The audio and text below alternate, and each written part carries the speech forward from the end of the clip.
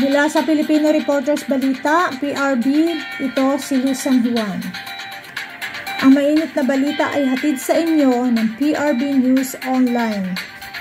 Para sa ulo ng mga balita ngayong araw, July 24, 2025. Bagyong Dante at Emong nagbabanta. Barangay health worker sa May Kawayan na kuryente. Mga mabababang lugar sa Bulacan, baha pa rin. 3 rebelde sa Region 3 nagbalik loob sa pamahalaan. Netizen, wala pa rin pasok sa lahat ng level sa pampubliko at pribadong paaralan ngayong araw, July 24, 2025, araw ng Huwebes. Suspendido rin ang pasok ng ilang lalawigan dahil sa patuloy na pag-ulan dulot ng hanging habagat na pinalakas pa ng Bagyong Dante at Emong. Mananatili namang bukas ang mga pangunahing serbisyo gaya ng kalusugan, seguridad at disaster response upang matiyak ang tuloy-tuloy na serbisyo sa publiko. Alternate work arrangement naman ang trabaho para sa mga non-vital employees ayon sa pasya ng pamunuan ng ahensya. Ito ang anunsyo ng Malacanang at ng Presidential Communication Office. Kabilang sa mga lalawigan na walang pasok ngayong araw, July 24, 2025, ay ang lalawigan ng Abra, Albay, Antique, Apayao, Batangas, Bataan, Bulacan, Cagayan, Camarines Sur, Catanduanes, Cavite, Ilocos Sur, Iloilo, Kalinga, La Union, Laguna, Marinduque, Masbate, Metro Manila, Mount Province, Nueva Ecija, Occidental Mindoro, Oriental Mindoro, Palawan, Pampanga, Pangasinan, Quezon, Rizal, Romblon, Sorsogon, Tarlac at Zambales.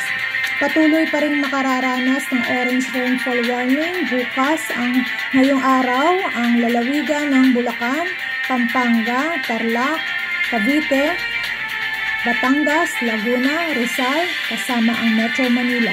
Samantalang red rainfall warning naman ang probinsya ng Zambales, Bataan at Occidental Mindoro. Pinag-iingat ni Governor Daniel Fernando at Governor Alex Castro ang mga Bulakenyo dahil mananatili at makararanas pa rin umano ng baha ang ilang bayan ng Bulacan at maaari pa umano itong tumaas dahil sa high tide at sa patuloy na paglakas ng habagat dulot ng lumalakas na Bagyong Dante at Emong. Matapos ang mensahe, namigay ng relief ang dalawang pinuno ng Bulacan sa kanilang mga kababayan sa mga mabababang lugar na apektado ng tumataas pang baha.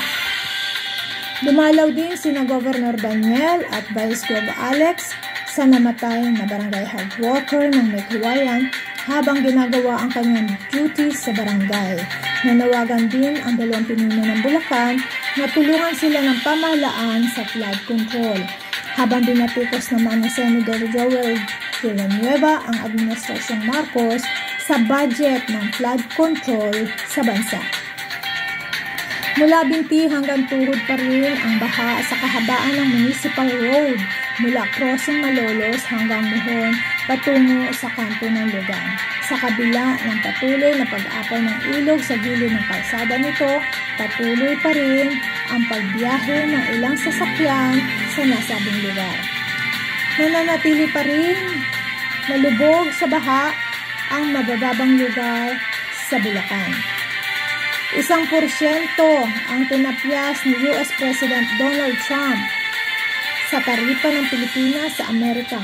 Matapos ang pagpupulong ng dalawang presidente mula sa 20, ginawa na lamang 19% ni Trump ang taripa. 3 dating rebelde sa gitnang Luzon ang nagbalik loob na sa pamahalaan.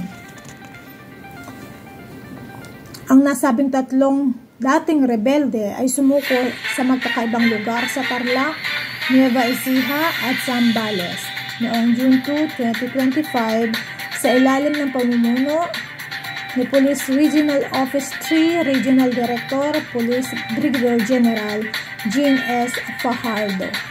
Ayon kay Fajardo, ang patuloy na pagbabalik loob ng mga dating rebelde ay isang malinaw na tagumpay ng mga inisyatibo ng pamahalaan at ng PNP upang isulong ang kapayapaan at kaayusan sa rehiyon. Kung nagustuhan mo ang video ito, maaari ka mag-comment, like, and share. Ingat mga netizen! Ako si Luzan Juan at ito ang PRB News Online.